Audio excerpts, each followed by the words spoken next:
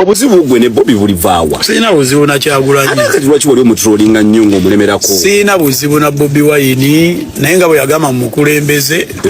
Omukulembeze omusaba. In fact yatugamba president. Kati osaba president eddwaliro oba okoze bubi. Omusaba yagamba president omutuufu. Mulonde.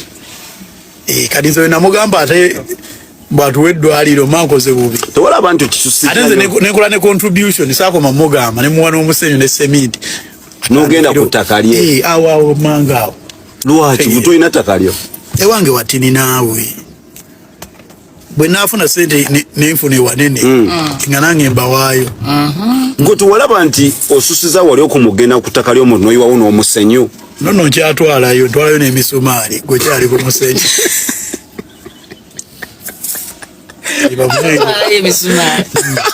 N'otwala omusenyu ku ttaka ly'oli. Etebera trespass. Gwe si musango. Eri public gundi place. Eri beach buli muntu akkirizibwa okgendayo. Singa nagitwala waka bandigambye ne wasembadde okwogera naye kuba kusimawo maaso ku maaso. Byadda nnyo mu covid. Kati gwova ku ky'omuntu atalina kye yakola okumutandika omutankuula kuba siraba ku kintu kyonna kyonna alina kye yankola. Kiki kye anvuma. Bwe wani yakuvuma yagamba ati mufana n'ekima. yakyogera naye of course nali yagamba abayimbi bali akiruddu mulamba naye kati mufo gy'okulinda gavumenti etukolere tusobola okwegatta ng'abayimbi kuba naye artist tegera ntubako kitutandikawo kyenali nsabye okitegeera n'atakiwabudde ate abantu ne banyiiga. Omanye Uganda kyenayize otandika olutalo ekintu kyonna ensonga zo omanya mulimu abagendo kiwagira n'abagendo kiwakanya. Omuntu ayinza n'okubuuza lwaki oli mutuufu, lwaki oyogera bituufu, olina akunyiigira lwaki oyogera bituufu. Yaman naye sikiwambu waliwo ekibi kye nakolaawo okujjako okusaba contribution. In fact samugana kuzimba namusaba contribution. Abantu bagamba ggwe lwaki tewabyekulebe wali omusaba. Ndi bikola. Eddwaliro walizimbawo oba just wansigenda kutwalawo. Twasemba Masaka tusala bubi bubi. Nkwagalako mazima. Masaka yo yankola bubi. Nze nkwagalako mazima go. Kabula katengene mu depression. Right now President Yamulonze okubeera advisor. Goloza kigenda ganyura industry bakembe afuna binkwata ko kubuli federation federation bya federation ne kati oli advisor wa nsonga za mulaba biri ebya presidentism president's advisor ebyo bibye ngaye sikiwoba binengerewe biyingiriramu ne federation yagenda kuwabula mu kulembeze ku nsonga za mmwe yagambye mu nsonga zaffe kyagenda muwabula ku nsonga zaffe aleka agenda muwabula mu bibye nesi kiwoba waliwo ensonga ojayinza okutuwabulako eki Museveni amugamba eki copyright abye bitu byogeddeko ebbanga lyonna kitegeera tulina saba kati Mungu abegguse naye talina kyagenda wabula musabba ku kintu kyonna kwekyo simanyi bya ati mbw ate kuba Museveni tamanyi ndongo tamanyi bye tuyitamu tabimanyira bagenda bimunnyonnyola abirekawo kuba baziba bimunnyonnyola ebbanga lyonna yaman naye kyemmanyi mbu bafuna omusaala era ekyo kirungi manya alina akalimu bwakeera kumakya nakwita nawe osobola okukkiriza okubeera advisor tonyimanyi bangamba babawa $5,000,000 baadvisor bawa $5,000,000 bwempulira naye $5,000,000 no woba oli muyaya ekimala onyuma ozoze olerako sente $5,000,000 nga 5 mu banka nebira nga yeetema musaala guli nokwata $5,000 byo nobako projects zo zokola kati gavumenti bwekyuka kiba kizibu gavumenti si yakukyuka ssaawa zino gavumenti ekyaliko waini munafu mutegeera teyanyingira talina kyeyankosaako whatever happened kyali kirina okuhappeninga Katonda yali yakigera bwekigenda kubeera bwekityo mitegeera talina siyinza kwekwasa na muntu yenna nze jasi olunaku lwakeera nga lubi nga erukkere olunaku n'ofuluma ewaka nerukutabukako nga buli kimu okigatta tekigatta mitegeera kati nze lwakeera olunaku just nga lubi sijja kwekwasa muntu yenna sijja kwekwasa shows aliyo sijja kwekwasa kintu kyonna just onaku lwakeera nga lubi ensonga lwaki ate twagenda mu byalo ate ne tujjuza bwekiri ekaliro ne tufuna omutwalo gw'abantu mbalala ne tukikuba buli wamu ne wabeera successful etegeera kati simunenya naye yali agatta buwaya onyumanyi mulimu abantu abeera ne Bobi Wine buli kaseera bangi nga alina mu ttiimu ya Bobi Wine kabe Mickey Wine mwennyini teyafuna abantu baliyo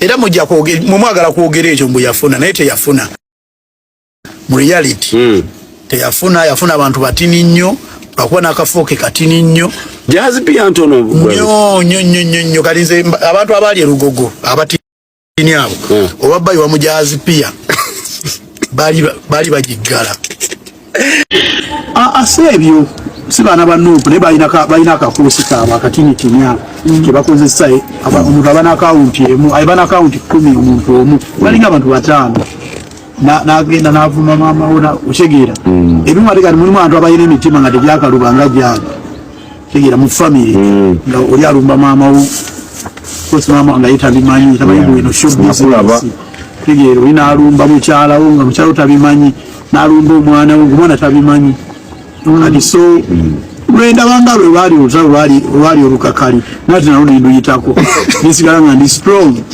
abana Bobi baali wakusi nisigala nga ndi strong uzimenako obuzibu muyimbi wa amaanyi wa kabi naye si mulungi si mulungi mukolagana naye wakabi okuba wakabi n'okuba okuba ng'oli oyina omutima omulungi n'ogwagaliza bintu bibiri byanjawulo okitegeera otegeera omuntu ayinza okubanga wakabi panda ng'akuba naye nga si mulungi wakolagana naye ng'osa n'omuleka nga mulese naye omusajja watuuka n'akkiriza okulikodinga ogimanyi Bebe Cool oyo zino show zetukuba zino zetuyimbira oba Mama Nabbanja oba Muwoozi oba bikyo ogimanyi ankuba enkokola nga tayagala nziyimbe ate lwaki antya amanyizo erinnya ku stage abanga atanayimba superstar ng'ayingiddewo kati nze mulimu byempulira ne baga Bebe Cool yagambye bwati ne bwati ng'alaba nnono Masaka yakola bubi golo za bana Masaka bakuzira buzibu lwakuba wayisamu Bobi eggaali Bobi yawangulayo nnyo bino ebintu ebiri mu Bobi ate abantu bwe bagamba buli omu awaddembe okwogera kyayogera n'ebino ebintu tebiri politiko nga mwebulowooza ekintu kibabeezawo nga kibipanda otegeera kale kirungi ogamba abantu bwe bagamba nandiwadde example ku ggwe kona mulimu byokola otegeera ne bitagguka yani kunye lwakuba kale we protect ogamba abantu bagamba abantu we bagamba naye ekyo ekintu tekyaliko oljasi ekintu olunakulukera nga lubi waliwo omuntu watuuka mu kyalo ekimu nga si wa amaanyi tuli bayimbi tegeera mulimu amaanyi mulimu omuyimbi nga tasobola yimba aluwa otegeera naye nga wakabi wano ddala abayimbi abayimba bandi tebayimba aluwa abayimba band music otegeera mulimu omuyimbi nga yetayimba Masaka mulimu omuyimbi kati nga wamaanyi embalala regime embalala nga wamaanyi nga aluwa osanga munafu otegeera soboka okubeerawo kyogamba n'eddoboozi ly'omutuuze lyakola lwe bajjayo kuyitibwa nnyo nga wali oli mu kutuulinga musajja kola nnyo lwankolera nnyo nnyo nga wakwata olimba olw'omusajja n'olukwatamu nti lwali lulwe just of course balina amaanyi ku social media basobola okutowa order basobola bizanya ne banyiganyiga ebipeesa ne babako kye bazanya naye nga terwali lulwe lwankolera nafunamu ebintu bingi ebimu nga tebirina music ako kabagezi kokka abagezi bokka ako kagatte nga tebiri musical wano nafunamu ebintu bingi ako kabagezi kokka abantu bagamba you're being paid by the government okusabula banno abali eno ku ludda oluvuganya kituufu bakusasula bali ku payroll because abantu waliwo yaŋŋamba Nyumba nibadde yagwadda sinyansa so. Ekyo kati awe madenzi jawolo kyali ngamba boy mwana nyumba ajipise nyobe na agula bimotoka bikibichi aka waliwo bamusasulu nyumba nibadde yagwadda na gitunda ate n'enzimbe endala. Singa bansasula gwe ndumulaba minister engeri gye bazimbamu ebintu byabwe. Leero jjawa ne bagamba minister yaguzaawo wayitawo omwezi gumu nga ali mu kusereka. Nange bwe nandibadde naye kino 10 ku 10 kyenkosanze ebintu byange. Ekigambo olinga oyoga ekigambo olinga ninga ki gwe mbuninga ki gwe mbuninga ki ekigambo ekyo so akyogera kale tugende 1 2 3 106.5 Heritage Radio as we wrap up the interview for today.